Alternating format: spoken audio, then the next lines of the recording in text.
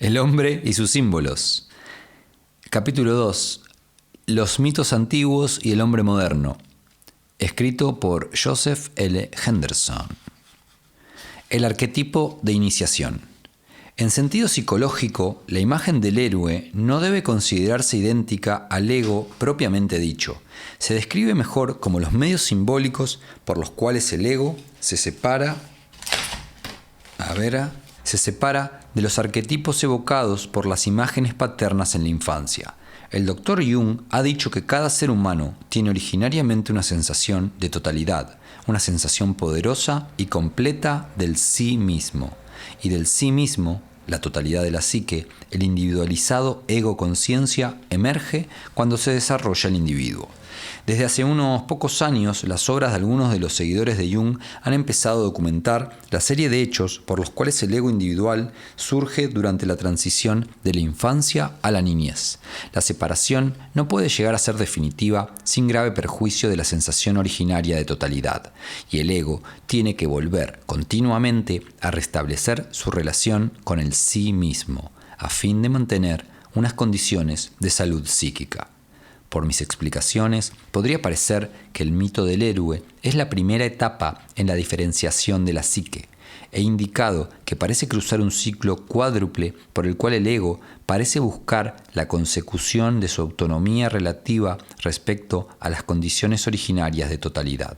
A menos que se consiga cierto grado de autonomía, el individuo es incapaz de insertarse en su ambiente de adulto. Pero el mito del héroe no asegura que se produzca esa liberación, solo muestra cómo es posible que se produzca para que el ego pueda alcanzar la conciencia. Queda el problema de mantener y desarrollar esa conciencia de una forma significativa para que el individuo pueda llevar una vida útil y conseguir la necesaria sensación de autodistinción en la sociedad. La historia antigua y los rituales de la sociedad primitiva contemporánea La historia antigua y los rituales de las sociedades primitivas contemporáneas nos proporcionan abundante material acerca de los mitos y los ritos de iniciación, por los cuales a los jóvenes, varones y hembras se les acostumbra a separarse de sus padres y se les fuerza a convertirse en miembros de su clan o tribu. Pero al hacerse esta separación respecto al mundo de la niñez, el originario arquetipo paternal será perjudicado y el daño ha de hacerse beneficioso mediante un proceso saludable de asimilación en la vida del grupo. La identidad entre el grupo y el individuo se simboliza con frecuencia con un animal totémico.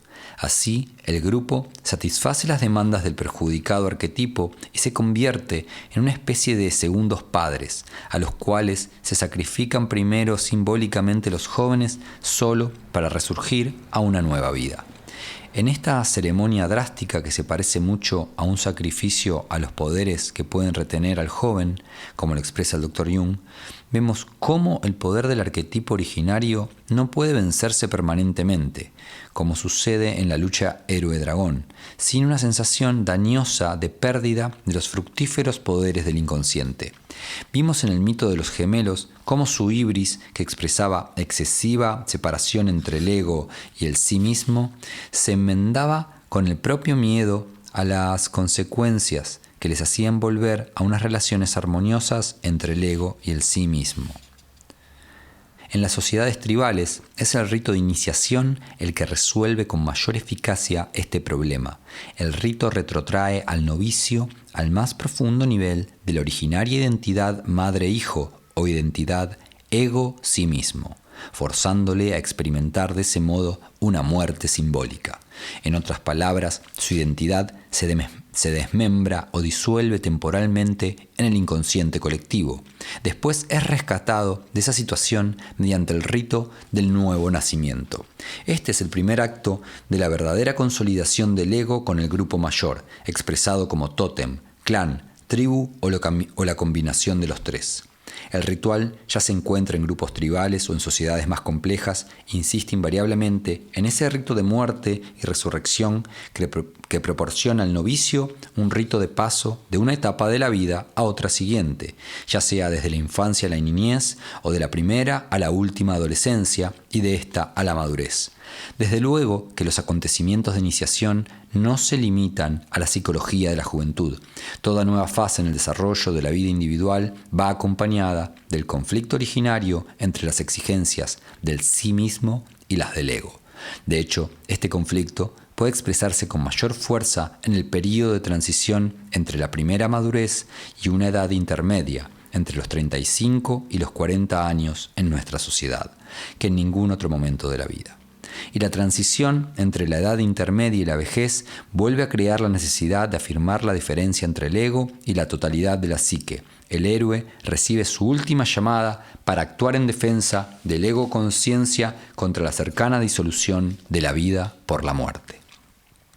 En esos periodos críticos, el arquetipo de iniciación se activa fuertemente para proporcionar una transición significativa que ofrezca algo más satisfactorio espiritualmente que los ritos de adolescencia con su fuerte aroma secular.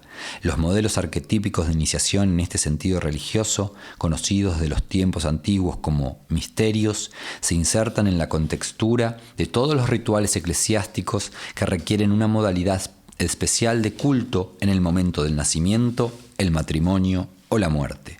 Al igual que en nuestro estudio del mito del héroe, en el estudio de la iniciación debemos buscar ejemplos de las experiencias subjetivas de la gente moderna, y en especial de quienes han sufrido análisis. No es sorprendente que aparezcan en el inconsciente de alguien que busca ayuda en un médico especializado en desórdenes psíquicos imágenes que duplican los antiguos modelos de iniciación, tales como los conocemos por la historia. Quizá el más común de esos temas que puede encontrarse en los jóvenes sea la ordalía o prueba de fuerza. Este puede parecer idéntico a lo que ya hemos visto en los sueños modernos que ilustran el mito del héroe, como el del marinero que tenía que someterse al temporal y a los golpes, o esa prueba de adaptación representada en la excursión por la India de un hombre sin sombrero impermeable. También podemos ver este tema de sufrimiento físico llevado hasta su fin lógico en el primer sueño estudiado, cuando el joven, de buen parecer, se convierte en sacrificio humano en un altar. Este sacrificio se asemeja al acercamiento a la iniciación, pero su final estaba borroso. Parecía rodear el mito del héroe para dar paso a un nuevo tema. Hay una diferencia chocante entre el mito del héroe y el rito de iniciación. Las figuras típicas de héroe agotan sus esfuerzos para alcanzar la meta de sus ambiciones. En resumen, llegan a triunfar, aunque inmediatamente después puedan ser castigados o matados a causa de su ibris. En contraste con esto, en la iniciación se pide al novicio que abandone toda ambición intencionada y todo deseo y se someta a la prueba.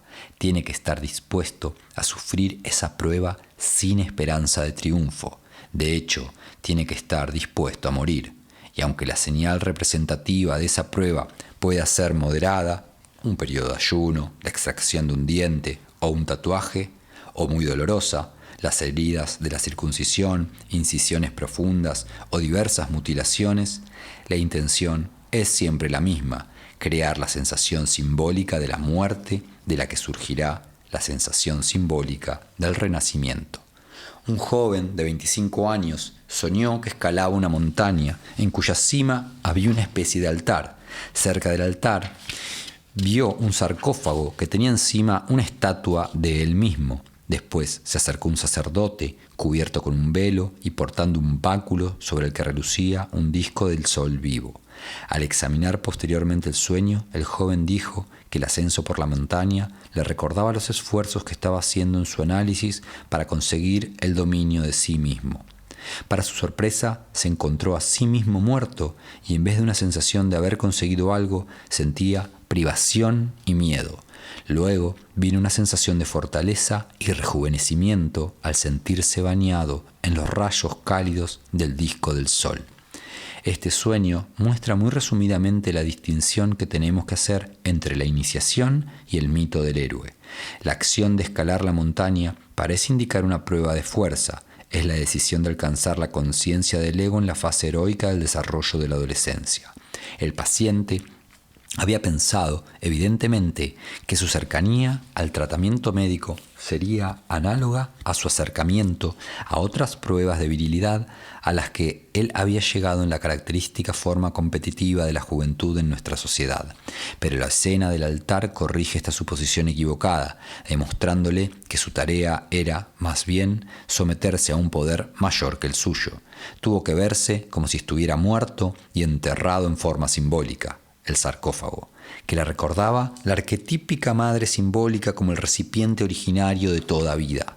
Solo por tal acto de sumisión podía experimentar el renacimiento. Un ritual de vigorización le volvió a la vida como hijo simbólico del Padre Sol. Nuevamente aquí podríamos confundirnos con el mito del héroe, con el de los gemelos hijos del Sol. Pero en este caso no tenemos indicación de que el iniciado se superara a sí mismo. En vez de eso, aprendió una lección de humildad al pasar por un rito de muerte y renacimiento que marca la transición de la juventud a la madurez. Según esa edad cronológica, él ya tendría que haber pasado por esa transición, pero un largo periodo de desarrollo detenido le mantuvo retrasado. Ese retraso le había sumergido en una neurosis por la cual vino en busca de tratamiento, y el sueño le ofrece el mismo sabio consejo que podía haberle dado cualquier buen hechicero tribal: que dejara de escalar montañas para demostrar su fortaleza y se sometiera al significado ritual de un cambio iniciatorio que podría adaptarle para las nuevas responsabilidades morales de la virilidad. El tema de la sumisión como actitud esencial hacia la promoción de un rito de iniciación eficaz puede verse claramente en el caso de muchachas o mujeres. Su rito de paso subraya inicialmente su pasividad esencial y esto se refuerza con la limitación psicológica sobre su autonomía impuesta por el ciclo menstrual. Se ha dicho que el ciclo menstrual puede ser en realidad la mayor parte de la iniciación desde el punto de vista de la mujer, ya que tiene el poder de despertar el más profundo sentido de obediencia al poder creador de la vida sobre ella. De ese modo, se da voluntariamente a su función femenina, análogamente a como el hombre se consagra al papel que se le asigna en la vida comunal de su grupo. Por otra parte, la mujer, no menos que el hombre, tiene sus pruebas iniciales de fuerza que conducen a un sacrificio final para poder experimentar un nuevo nacimiento. Este sacrificio capacita a la mujer para liberarse del enredo de las relaciones personales y adaptarse a un papel más consciente como persona con sus derechos propios. Por el contrario, el sacrificio del hombre es una rendición de su sagrada independencia, queda más conscientemente relacionado con la mujer.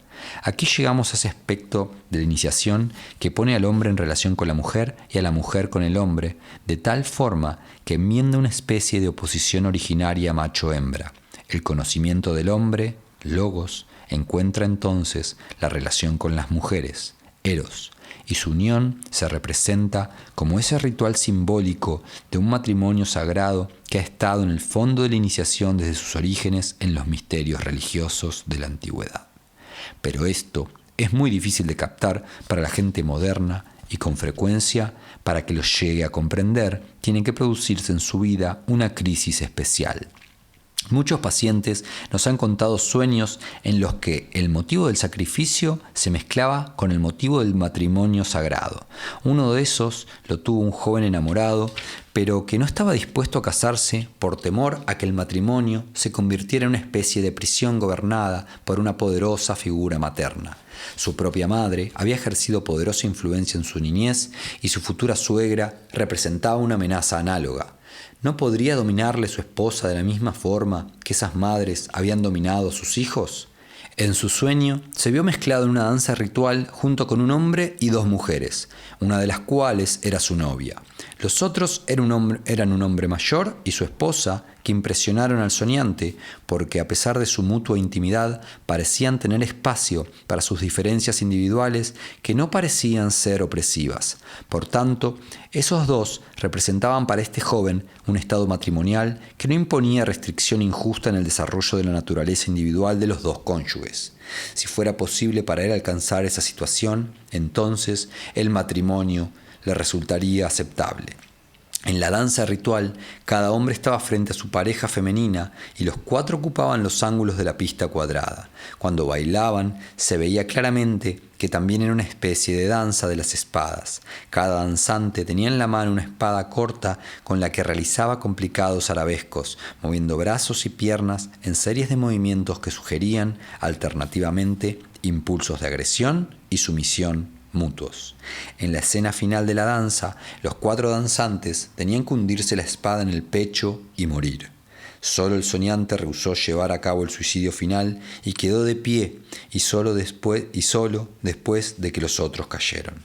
Se sintió profundamente avergonzado de su cobardía para sacrificarse con los otros. Este sueño convenció a nuestro paciente de que estaba más que dispuesto a cambiar su actitud respecto a la vida. Había estado centrado en sí mismo, buscando la ilusoria seguridad de su independencia personal, pero dominado interiormente por los temores producidos por la sujeción de su infancia a su madre. Necesitaba un reto sombría para ver que, a menos que sacrificara su mental estado infantil, quedaría aislado y avergonzado. El sueño y el consecutivo examen de su significado despejaron sus dudas. Había pasado por el rito simbólico con el cual un joven prescinde de su autonomía exclusiva y acepta su vida compartida en una forma de relación no precisamente heroica. Y se casó y encontró la plenitud adecuada en sus relaciones con su mujer. Lejos de dañar su eficacia en el mundo, su matrimonio en realidad la acrecentó. Independientemente del miedo neurótico a que madres o padres invisibles pudieran acechar tras del velo del matrimonio, hasta el joven normal tiene justa razón a sentir aprensión acerca del rito matrimonial. Esencialmente, es un rito de iniciación de la mujer en el que el hombre puede sentirse cualquier cosa menos un héroe conquistador. No es sorprendente que encontremos en las sociedades tribales ritos compensadores del temor tales como el rapto o violación de la novia. Estos ritos capacitan al hombre para aferrarse a las reliquias de su papel heroico en el preciso momento en que tiene que someterse a su novia y asumir las responsabilidades del matrimonio. Pero el tema del matrimonio es una imagen de tal universalidad que también tiene un significado más profundo. Es un descubrimiento simbólico, aceptable y hasta necesario del componente femenino de la propia psique del hombre, del mismo modo que es la adquisición de una verdadera esposa. Así es que podemos dar con este arquetipo en un hombre ya de cierta edad como respuesta a un estímulo apropiado. Sin embargo, no todas las mujeres reaccionan confiadamente al estado matrimonial. Cierta paciente que sentía deseos insatisfechos por tener una profesión a la que había renunciado a causa de su difícil y breve matrimonio, soñó que estaba arrodillada frente a un hombre que también estaba de rodillas. Él tenía dispuesto un anillo para ponérselo a ella en el dedo, pero ella extendió el dedo anular de la mano derecha en forma tensa, con evidente resistencia a ese ritual de unión marital. Fue fácil señalar su significativo error. En vez de ofrecer el dedo anular de la mano izquierda, con el cual ella podía aceptar una relación equilibrada y natural con el principio masculino, supuso equivocadamente que tenía que poner toda su identidad consciente, es decir, el lado derecho, al servicio del hombre.